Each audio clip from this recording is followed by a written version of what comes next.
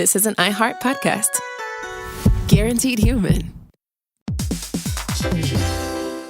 Hey, quick question for the parents listening right now. When's the last time your kid asked for something and you actually felt good saying yes? Because lately, a lot of families have been hearing the same thing. Can I have Lingo Kids, please? And here's the thing. Lingo Kids is the #1 entertainment platform for young kids with more than 4,000 interactive games, songs, and shows. Astronauts, wild animals, superheroes, dinosaurs. It's literally everything kids love all in one place. So when they ask for it, you can actually feel good saying yes. Download Lingo Kids for free and start exploring today, or unlock even more amazing content with Lingo Kids Plus. And if you go with the yearly plan, you can save up to 60%. Just search Lingo Kids in the App Store or Google Play. Lingo Kids, everything kids love.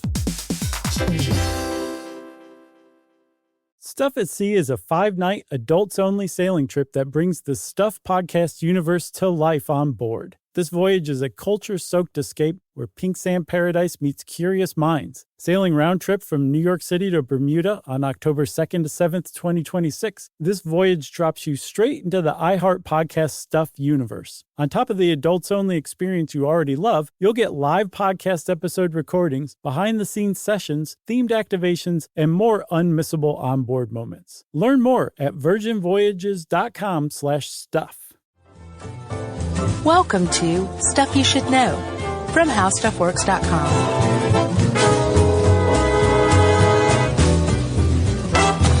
Hey, and welcome to the podcast. I'm Josh Clark. There's Charles W. Chuck Bryant. There's guest producer Noel.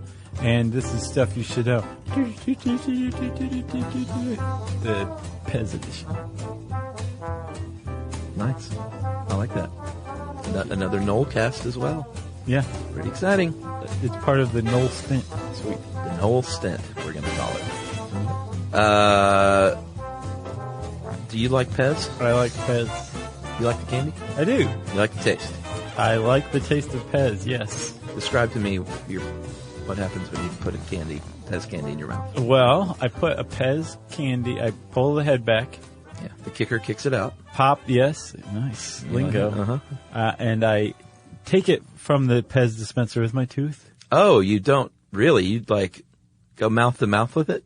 Sure. Well, tooth to kicker. Okay. And then what do? Use your hand? Well, I don't eat PEZ, but back when I was 8, I would be delighted when I would pull the head back.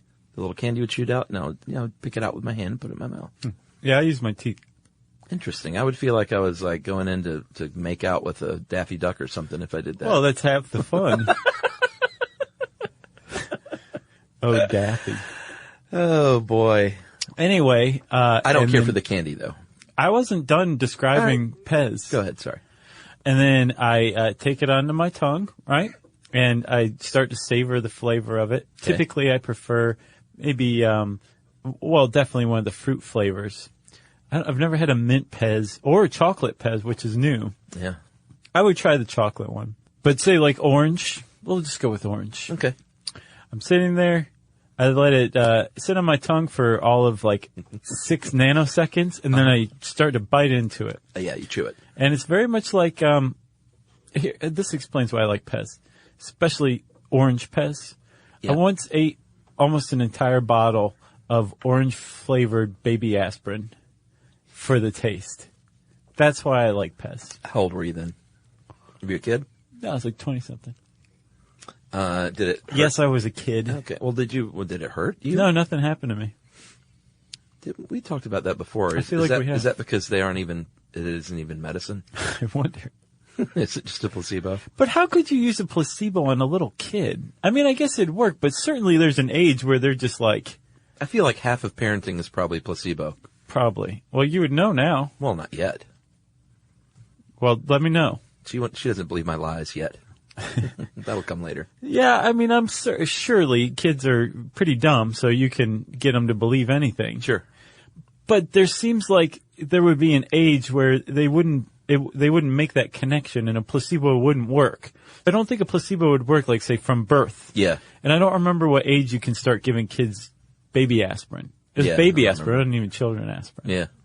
Anyway, I like PEZ. I like how it tastes. I like the experience of eating a PEZ. All right. I don't care for PEZ. I also like the shape. The little brick? The brick. It helps with the taste. I saw, we did the LA Podcast Fest this last weekend, Mm-hmm. and I can't remember her name, but a very nice young lady brought us some different candies and things. The Lego candies. Boy, you jumped on that bag. I was like, you want these Lego brick candies? And you were like, yeah, give me. Second time, man. I love those things. Yeah, and that's sort of this, I put those all in the same category, which is just like compressed sugar. Right. In like a brick form. As a matter of fact, it turns out the PEZ company, to this day, uses about 50,000 pounds of sugar every 4 days making its PEZ candies. That's right. And here's a factoid for you. All right. It takes 3,000 pounds of pressure to compress the PEZ ingredients, which is not just sugar, into the delightful, tiny, disgusting brick that you love. I don't think it's disgusting. I don't like candies. I have another one for you. Okay. They make 12 million tablets a day at their Orange, Connecticut facility, the headquarters of PEZ. Yeah. And 3 billion PEZ bricks are consumed in the U.S. alone each year by people like me who like PEZ. Yes, roughly 12 at a time, because that's how much the standard dispenser holds. And if this kind of thing floats your boat right now, go check out How Stuff Works Brain Stuff series on YouTube, and specifically look up the one on Pop Rocks that I did a year or two ago. It was really interesting stuff. Yeah. Candy manufacturing is fascinating. I don't care what you say. No, I like manufacturing processes. I just don't like to eat candy. I gotcha. You know what I mean? Yeah. You just go to the plant, watch it made, and then turn down the free samples. Like, no, thank you. I find that disgusting. Yeah, they're like, now would you like to try some? Nah. Yeah. I don't do that on beer tours. I'll sample that. You mean I went to the Maker's Mark distillery? Oh, did you dip your own bottle? Yes. No. Nice. No. Yes. We definitely have one, but I don't remember if I guess we did dip it. Yeah, I think that's the thing. But it was like a mini. So Yeah. maybe not. Maybe we bought a mini that was like just a mini to commemorate it, and they made you buy like a fifth or something and dip your own bottle, and we're like, meh, Gotcha. it's fine. Because we'd be like, we wouldn't want to open it. We didn't dip our own bottle. you wouldn't I wanna forgot. open it. That was exactly the conversation we had. Wow, you guys put a lot of thought into that one. Anyway, it's a pretty cool tour, to tell you the truth. I strongly recommend it. Yeah, I've never done a distillery. I'd like to do that. There's a new one here in Atlanta, in Avondale. Oh, really? Yeah, whiskey distillery. Nice. Well, I can tell you, go on any whiskey tour, and you will find what Mila Kunis is talking about with the angel share stuff.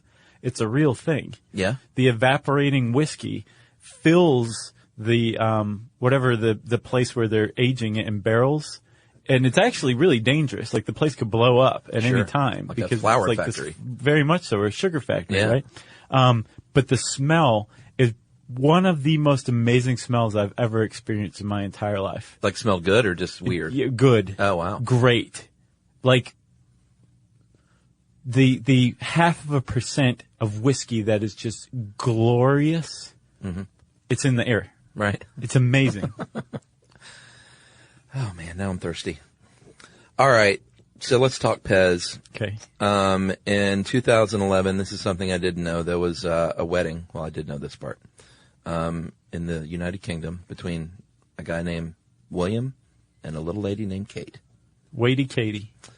Do people call her that? Some people did. What, like that she's overweight? No, that she waited around. Oh, okay. I was like, man, how mean can people get? Yeah.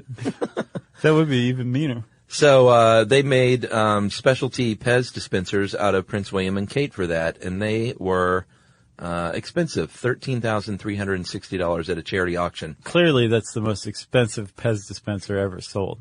Not so, my friend. What? Supposedly, that is the $32,000 in 2006 for an astronaut, limited edition astronaut themed. It was from the 1982 World's Fair, and there were two of them. Yeah. Two in existence. Yeah, that's why it's expensive. And what's neat is that auction took place on eBay, which is very appropriate that PEZ dispensers are sold on eBay, because the guy who founded eBay, what's his name? Pierre Omidyar. Right. He founded eBay in part, or he was inspired to found eBay because his girlfriend at the time, who I think his wife is his wife now, collected PEZ. And he thought, hey, this would be a really great place. We may not have eBay today if it weren't for PEZ. PEZ dispensers. Isn't that crazy? Collecting PEZ dispensers, which is a relatively new thing. It really took off in the 80s.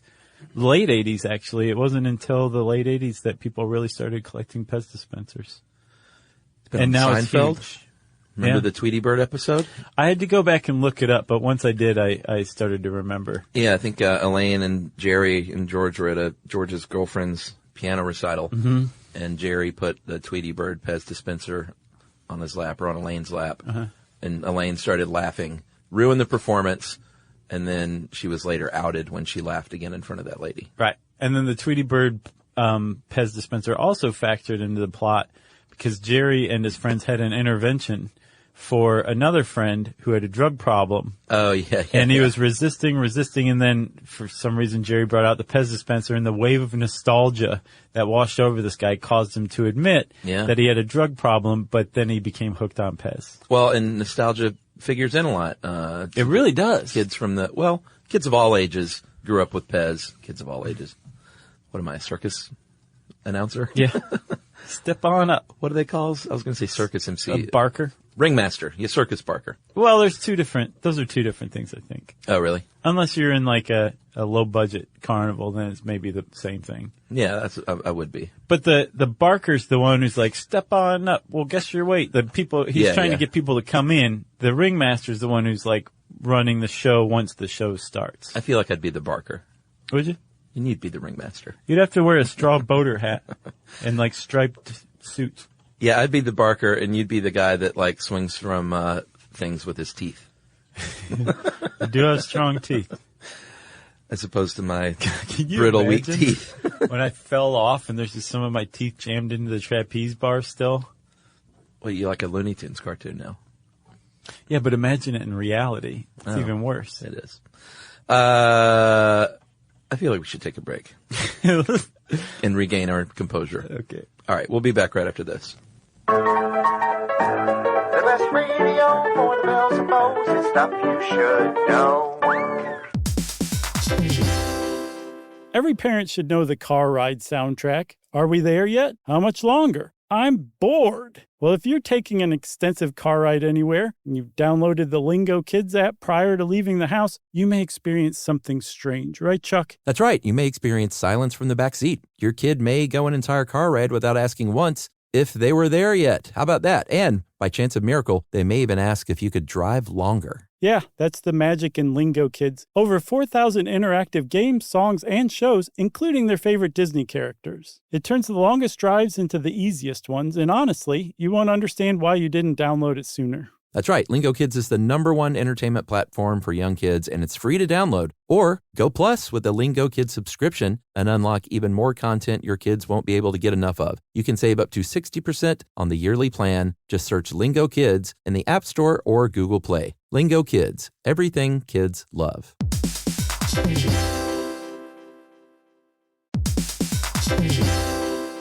Hey everybody, I want to talk to you a little bit about Tide Evo because it represents over 10 years of innovation and product development. Tide Evo is a first-of-its-kind technology where tens of thousands of minuscule fibers are spun together to form a 6 times powerful layer packed with scrubbers, brighteners, pre-treaters, and fresheners. And that's going to deliver a breakthrough clean that's so powerful it feels like magic. Yeah, it is kind of like magic. Tide Evo is revolutionary. A 100% concentrated, waterless laundry tile that's made of compressed microfiber soap layers rather than liquid or powder. And it's not like pods or sheets because it uses 6 layers of detergent fibers to deliver superior cold water cleaning without plastic packaging of any kind. And it provides a mess-free, lightweight solution that dissolves lickety-split. So whenever you run into a laundry challenge, turn to Tide Evo. It's revolutionary. It's magic. Try new Tide Evo. Real laundry magic.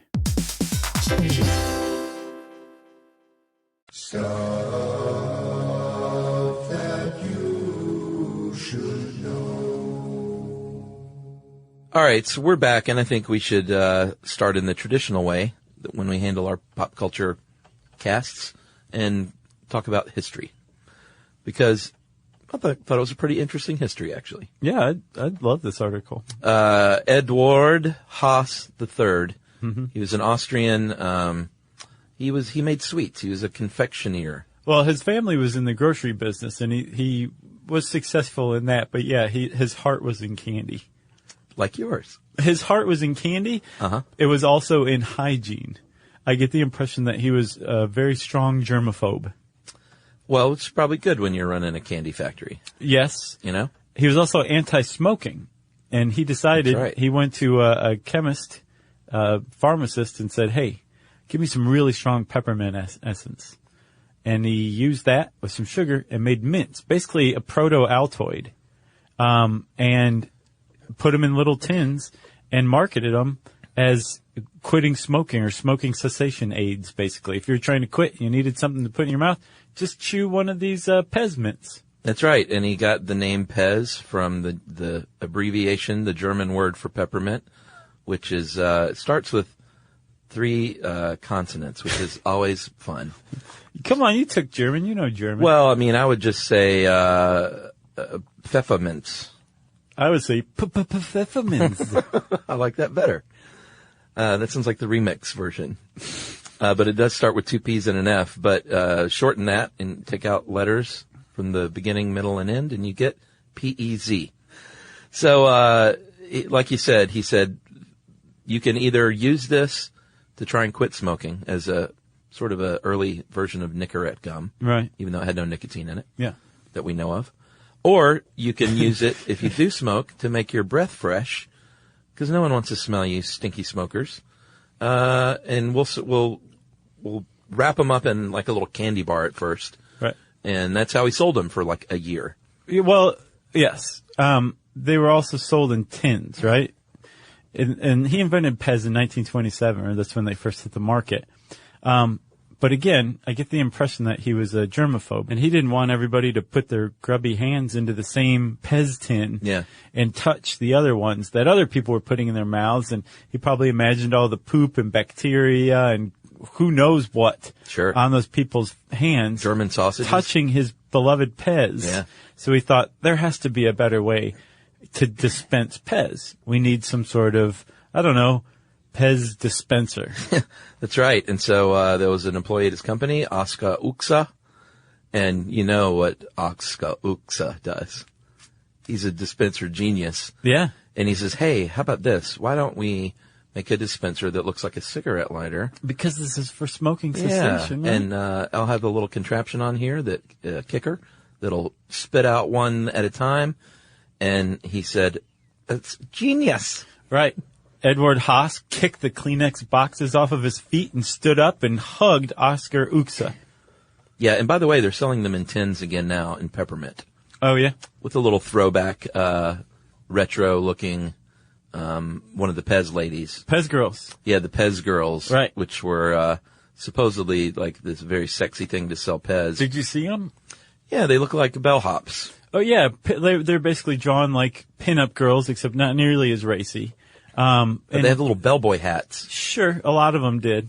And they went from the 40s, I think, all the way up until the early 80s. They used PEZ girls to market PEZ. You know what they reminded me of was back in the day when you would have, like, be at a club and a woman would come around. Cigars, cigarettes. Yeah, they would have a little tray around, that was hung around their neck with cigars and cigarettes and mints and who knows what else.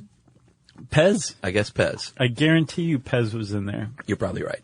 So they were a hit among adults in Europe. Big time. Yeah, they did the trick. They were already pretty popular, but once they packaged them into these cigarette lighter dispensers, like they really cemented themselves as like iconic candy. People say, look, you just pop it open and the candy comes out and you put your teeth on it. That's right. It's wonderful. It makes your monocle pop off. So they went nuts for the stuff. And then he said, you know what, let me expand. The United States is where it's at. 1952. He found out that kids in America were delighted over this because I guess kids in America were like adults in Europe at the time. And they loved the way these things popped out. Plus, it probably made them feel a lot like they were smoking. You think? Probably. I never got the tie to the lighter. It was completely lost on me. So, well, you like flick a lighter, Well, no, I get it now, but I never had made that association until I knew this. Okay, so imagine a Pez dispenser without the head. Oh, yeah. That's what the original... I can imagine that because I used to take the heads off mine. Okay, all right. But so that's the original Pez dispensers, which are called regulars now. Yeah. The first ones, before they started adding heads. They very much resembled like a nice slim lighter. So if you're a kid... Sure. Like this kind of thing, like there's the manual thing where you're flicking a lighter, then there's the oral fixation that's satisfied by putting the mint into your mouth, and it's mimicking smoking, which is one of the reasons why it was, or one of the ways it was marketed. The idea was that it would alleviate that desire for those Freudian fixations that you had when you were a smoker if you were trying to quit. If you were a little kid and you wanted to smoke, but you just couldn't get your hands on cigarettes yet. In other words, a good way to do that. Didn't have arms. Right. In the 50s, yeah, probably. I saw candy cigarettes the other day in a store, by the way. I thought those were... I can't believe they make those. Yeah, I thought they were completely gone. Okay. If you want to know a candy that I think is abhorrent and disgusting, candy cigarettes. Gum cigarettes are awesome. Do you remember those? The kind where you puff them and that's what I'm talking sugar? about. Oh, those are great. The candy cigarettes, they're just like sticks of candy that are disgusting. Oh, no, I'm talking about the gum that would blow out fake smoke. I love that They gum. still make those. But the gum cigars, I think, were gross. They have some weird chemical taste to them. I never saw those. They were not one and the same, which is surprising. And they still make those, and they still make Big League Chew. Yes. Like, it's amazing that they can still, like, with good conscience, market tobacco products to children. Yeah. And that they're allowed to. I remember probably the greatest tasting gum of all time. Juicy Fruit? Big Red? No. All right. It was Rambo gum that was sold to commemorate Rambo 3. Tastes like sweat. It had like it was marketed as like black raspberry or something like that, but it didn't taste like that at all. I've never tasted anything like it. You know, usually like you run into a taste years later, like there's only 10 tastes or 10 cents, you know? I've never experienced it before or after, and it was the best tasting gum ever. But it was in the Big League Chew pouch. Wow. And it was Big League Chew Shred. So clearly it was made by the same company for the makers of Rambo. But the flavor they used was perfect. It was like sweat and gunpowder. And you could get it for like one summer. What, did it have a cartoon version of Stallone on it? No, it was a photo of him with like the very famous M60. rocket launcher. Oh, okay, the rocket launcher. Yeah, from Rambo 3. And it was just a picture of it on the Big League Chew pouch. Wow. Yeah. And I loved it. I guess they had to market it that way because First Blood gum didn't go over so well. Exactly. Tastes just like blood. Man, I'm learning all kinds of things. Well, hold on. We're getting ahead of ourselves. All right. Or no, we're getting super distracted. That's what it is. In the 50s, kids, very surprisingly, liked Pez. But they were like, this is pretty strong mint, and I'm a little kid. Sure. I like fruity flavored stuff. Yeah, I like the dispenser, but gonna get your game going with the candy. Exactly, and Haas and company listened big time. So they kept mint Pez still, but they started releasing lines of fruit flavored ones. And cola, they had one called chlorophyll. Yeah. They had coffee flavored. A yogurt one that probably was just European. What is the chlorophyll? I couldn't get a read on what that was like. And I looked. I think it's like it's a mint. It's a definite mint flavor. Did they just use the wrong word? There's a gum out there that has a similar sounding name. Yeah. It's just like a very bright, like mint, not peppermint. It's not as sweet. It's mintier. Okay. But yeah, chlorophyll. It's interesting. Right. But they had other stuff too, like orange and I think cherry, maybe something like that. Sure. Traditional flavors. Yeah. But not peach. There's a fun trivia fact for you. They have had peach flavors, but it was never released in the U.S. Yeah, I'm a weirdo. I don't like peach flavors or peaches. So since they realized that kids are going bonkers for this candy, which bonkers, that was another good candy too. I don't know what that is. It came out in the 80s. It was great. Okay. They decided to try to make Pez a little more parent friendly. Because even back in the 50s, I think parents were like, I don't want you teaching my kid to smoke with this candy. Right. So they said, well, let's change it from a cigarette lighter into something different, a toy.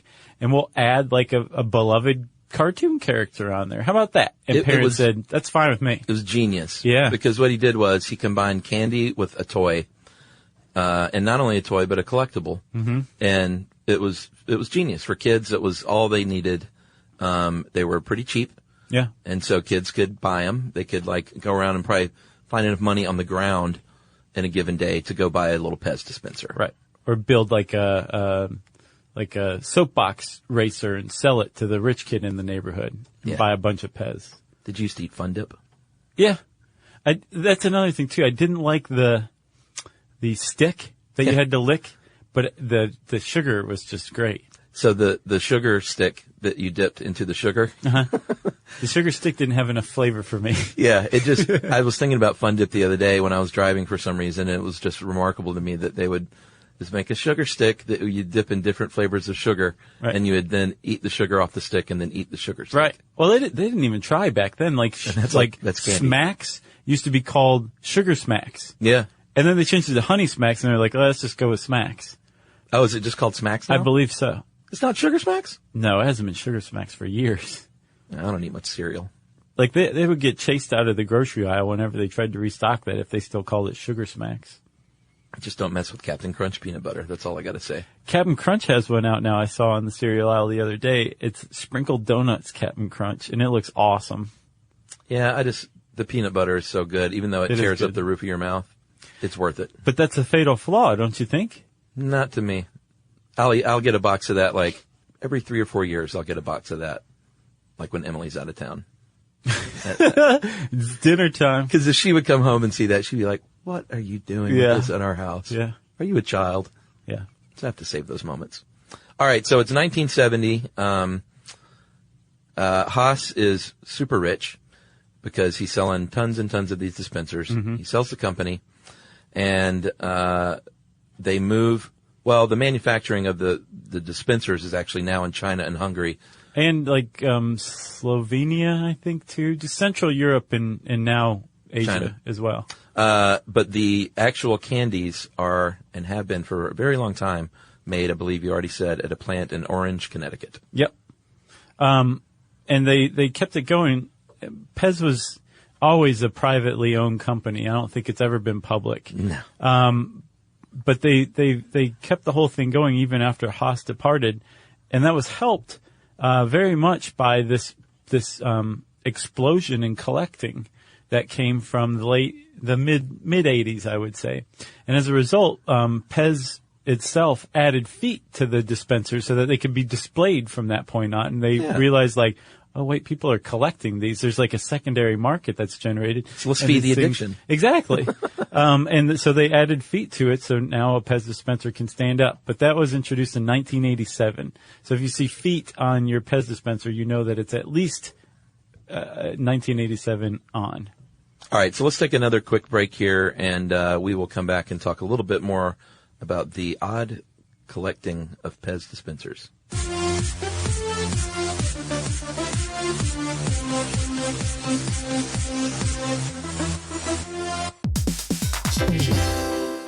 Every parent should know the car ride soundtrack. Are we there yet? How much longer? I'm bored. Well, if you're taking an extensive car ride anywhere and you've downloaded the Lingo Kids app prior to leaving the house, you may experience something strange, right, Chuck? That's right. You may experience silence from the back seat. Your kid may go an entire car ride without asking once if they were there yet. How about that? And by chance of miracle, they may even ask if you could drive longer. Yeah, that's the magic in Lingo Kids. Over 4,000 interactive games, songs, and shows, including their favorite Disney characters. It turns the longest drives into the easiest ones, and honestly, you won't understand why you didn't download it sooner. That's right. Lingo Kids is the #1 entertainment platform for young kids, and it's free to download. Or go plus with the Lingo Kids subscription and unlock even more content your kids won't be able to get enough of. You can save up to 60% on the yearly plan. Just search Lingo Kids in the App Store or Google Play. Lingo Kids, everything kids love.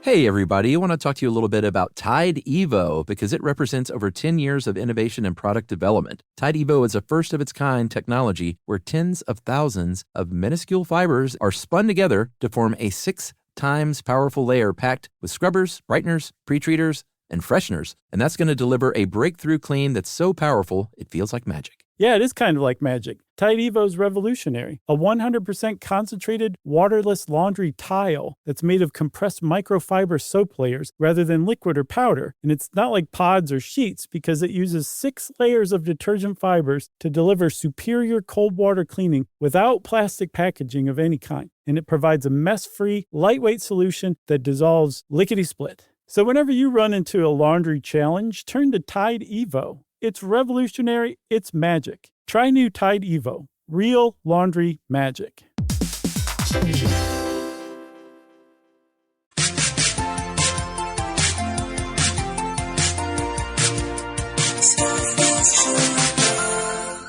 So, Chuck, people started collecting PEZ dispensers partly because they came of age at a time about the mid-'80s when they were high on cocaine and had a lot of disposable income and were nostalgic for their childhoods. Yeah, I have a theory, and it's not like I'm sure everyone knows this, but I think PEZ dispensers became collectible because you couldn't throw it away. Like, you would eat the candy, and what are you going to do as a kid? You can be like, let me throw away this Garfield toy now. Well, not only that, you can reload it. You put it on your chef. Right. Your chef? Your shelf. Chef. You're like, stand still, chef.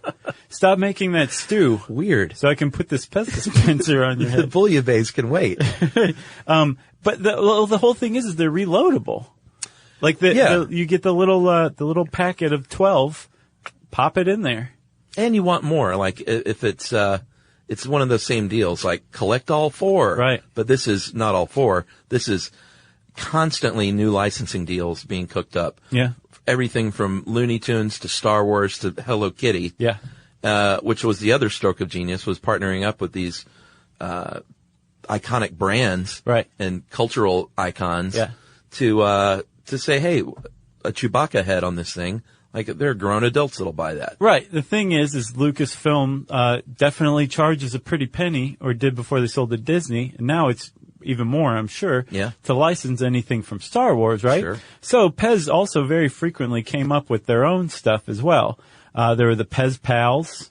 There was a very famous misstep called Make a Face PEZ, which is like a tiny Mr. Potato Head where you could put on different eyes and mouth and stuff. But, of course, those things were a major choking hazard. Yeah, that's what I was about to say. And actually, there's a lore among PEZ collectors who are called PEZ heads that if you look at some of the 1972, 1973 Indian chiefs that were released, their headdresses are marbled. They have marbled color. Oh, wow. And they're saying that those are ground up Make-A-Face dispensers that they reused in the headdresses. That sounds like a PEZ enthusiast conspiracy theory to me. But it's pretty cool, isn't it? That is pretty cool. Another one that they released was a series for the bicentennial that includes the funniest character of all time, in my opinion. The colonial soldier with a head wound. Okay, I thought you were going to say the Paul Revere. I think there is a Paul Revere. No, there is, which is I thought would be a pretty weird one. There's a Paul Revere, Daniel Boone, who looks like he has like a well-formed beehive on his head rather than a coonskin cap. There's an Uncle Sam. Yeah, there's a Betsy Ross. Yeah. And then there's the head wound soldier. Yeah, he's got like that white gauze on his head with a little blood dot coming through. And he looks just kind of out of it. It's a really weird PEZ dispenser. That one's probably my favorite.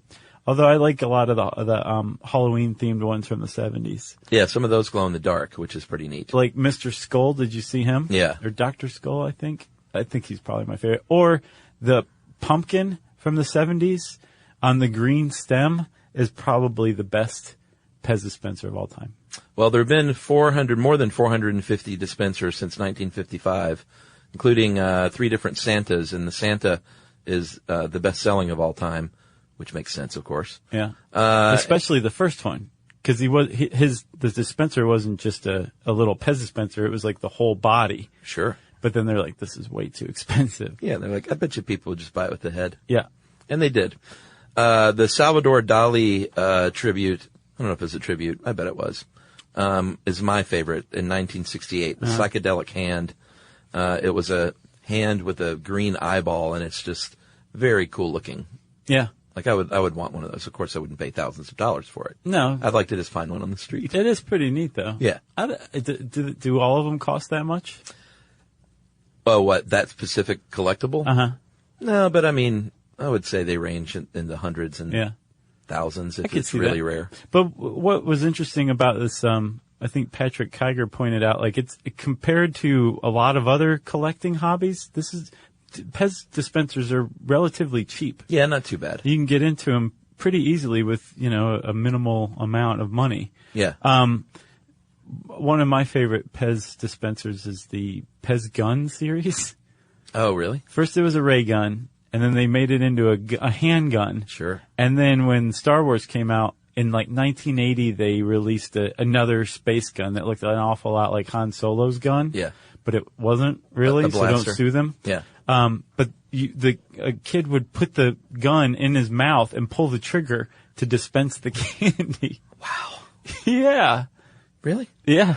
Unbelievable. They have had some kind of weird ones over the years, like the airline pilot and stewardess, which, I don't know. Is that a big seller?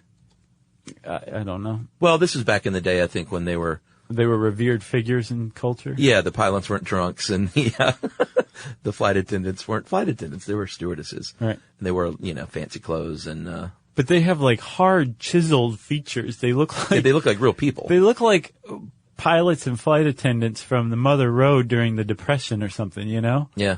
Like really chiseled features. And actually, apparently, the PEZ company says that they very infrequently do real life humans. Those bicentennial figures Yeah. were the first humans they ever did, or real life humans, I should say. And they didn't even do fictitious ones very often, like a stewardess or the pilot, because they just found that the human face wasn't nearly as interesting as, say, like a bubble man.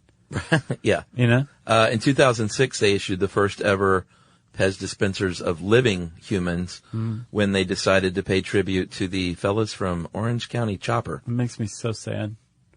That goes down in history. It's the worst one ever. But I mean, those were the first guys to ever have living. No, the trust first. me. I know. Why? I don't know. A licensing deal. And it opened the floodgates after that. After that, it was on. There's like a Kiss Collector set. Well, of course, because Gene Simmons. Yeah. He'll put his face on anything. There was, what else? Well, people get turned down a lot. You sent that other little fact sheet. Kim Kardashian wanted a PEZ dispenser. Yeah. They said no. Yeah, they turn down people all the time because apparently everybody wants one. I would suggest just go make your own bobblehead because you can get that done. It's not the same. Well, you could just put candy in your bobblehead. There are newsletters. There's a PEZ Collectors News. There are conventions.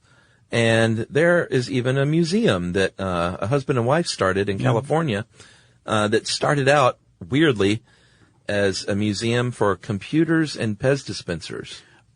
I think they were a computer sales company. Oh, I thought they displayed like vintage computers. No, I think it was a computer dealer, and they were selling computers, and just to kind of make the place look a little more interesting, they also displayed PEZ dispensers in between. Okay. Gotcha. And they found that people were way more interested in coming to see the PEZ dispensers and weren't buying computers, so they transitioned over to a straight up PEZ museum, the PEZ, or the Museum of PEZ Memorabilia in Burlingame, California. Yeah, and you can pay some money to go in there and look at all their rare and vintage PEZ dispensers. They have one.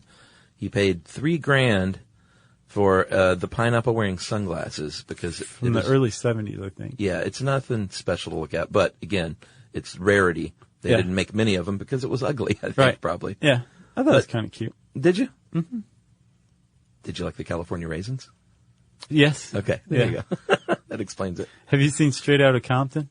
No, not yet. Is it good? Oh, you haven't seen that yet? I haven't been to any movies You yet. should. The California raisins appear by mention. Wow. They're mentioned in a surprising way.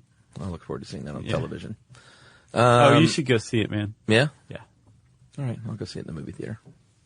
What else? They tried vitamins for a little while. Yeah, I didn't think that was a bad idea. Put a little vitamin C in there. Mm-hmm. Parents might be more willing to throw up some money for the kid, but they said, no, we're not in the vitamin business. Let's just stick to the sugary pressed candy. No, and the guy who said that was a guy named Scott McWhinney. And Scott McWhinney was president. He started out, I think, at General Mills or something, or General Foods.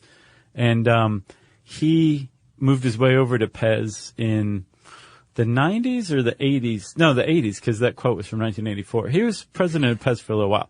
And he, much to his chagrin, got into a war, basically, an economic war with the guy who is known as the PEZ outlaw. Yeah, you dug this up. This was really interesting. The article, what was it called? It was a terrible title, like Michigan farmer makes $4 million in PEZ dispensers in 3 years or something. Just a terrible title. It should have been called the PEZ Outlaw. Yeah, but it was in Playboy, and it was pretty good long-form reporting.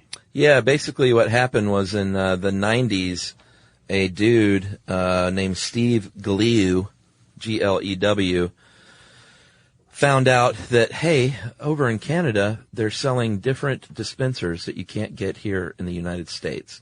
So let me go over there, let me buy some of these and resell them to collectors. And it worked. And all of a sudden, the light bulb went off. And he said, I think I can actually make money getting PEZ dispensers from other countries. Yeah. And he found a hookup, that mysterious woman who approached him. Yeah. From the Eastern Bloc, wherever she was from. Yeah, and he and his son Joshua started making trips to Central Europe. Oftentimes right along the border of like war-torn Croatia, and found these factories where PEZ was being made, and found very bribable factory workers who would take like molds and make new PEZ dispensers to his liking, and then he would sell them as like basically like PEZ freaks or one-offs or something, and for hundreds and hundreds of dollars, but he would spend a quarter or maybe $1 on each. Crazy. And he supposedly made quite a bit of money. Yeah, he claims $4 million. Yeah. I believe it. If they made the number of trips that they were making, I think that he did. His downfall was that he overextended himself. He took out a massive loan and basically hired a factory to make a bunch of misfit PEZ dispensers. Yeah. And greed was his downfall. And Mark McWhinney took him on. Yeah. And started releasing basically PEZ's own version of these counterfeit weirdo dispensers at a lower price, and drove the dude out of business. This could be a little documentary. Easy. You know? Easy. Also, that reminds me, have you ever seen the Jelly Belly documentary? No. Oh, it's so sad, but it's so good. What's it called? I don't remember. Just look up Jelly Belly documentary, and Weird Al's in it. Oh, wow. Yeah. Well, then I definitely won't see it. No, you really should, man. It's a great documentary. It's very sad. And that one and the Showbiz Pizza one. Documentary? Great, too, yeah. I used to love Showbiz. You'll love this documentary. I like Showbiz more than Chuck E. Cheese, even. There's a huge backstory to it that you were unaware of. Ooh. Can I read you this one excerpt? Yeah. This is from the story about the PEZ outlaw. A 1993 toy convention changed Steve's life forever.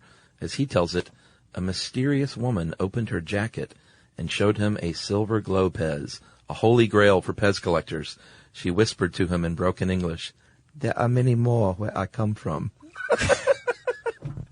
That's so great. Yeah, it is. Can you believe that? Yeah.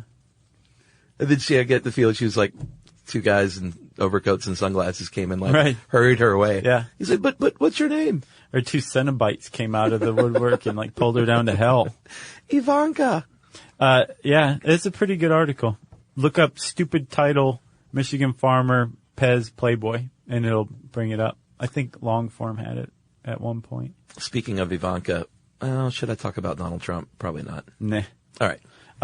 I was surprised when I found mention of like PEZ dispensers being nostalgic. I was like, definitely not for me. Then I went to PEZ.com and clicked on Collector's And you Corner. just giggled for the rest of the And day. they have pictures of like every single one they've released over the years, year by year.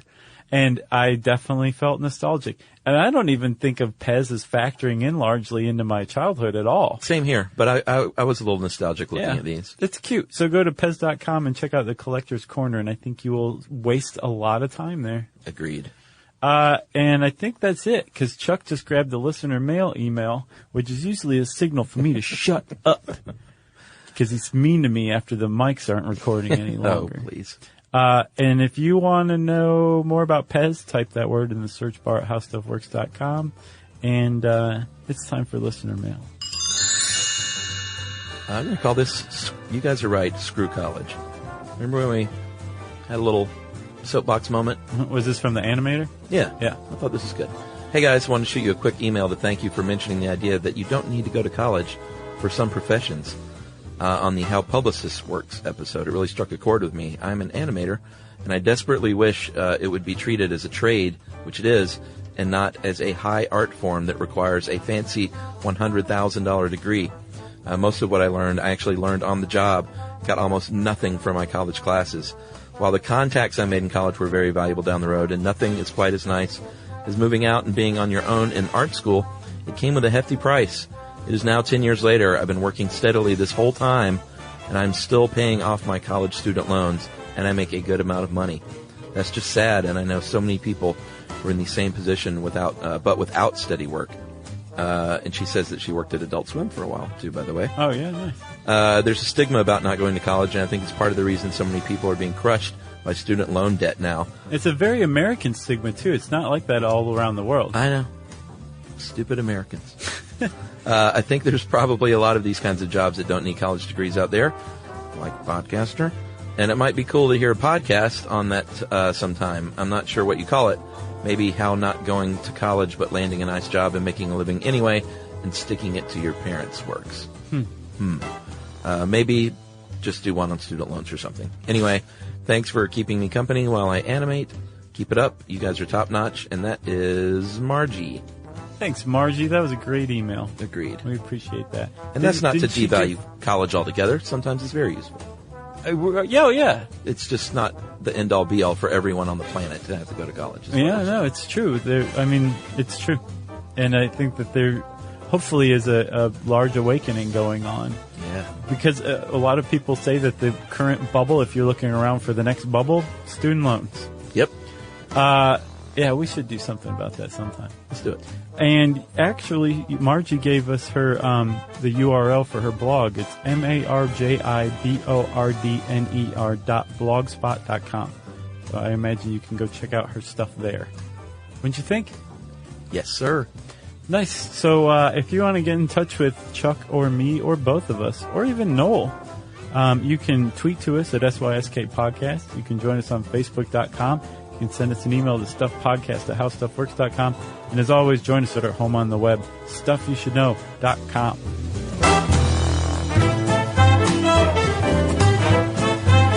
For more on this and thousands of other topics, visit howstuffworks.com.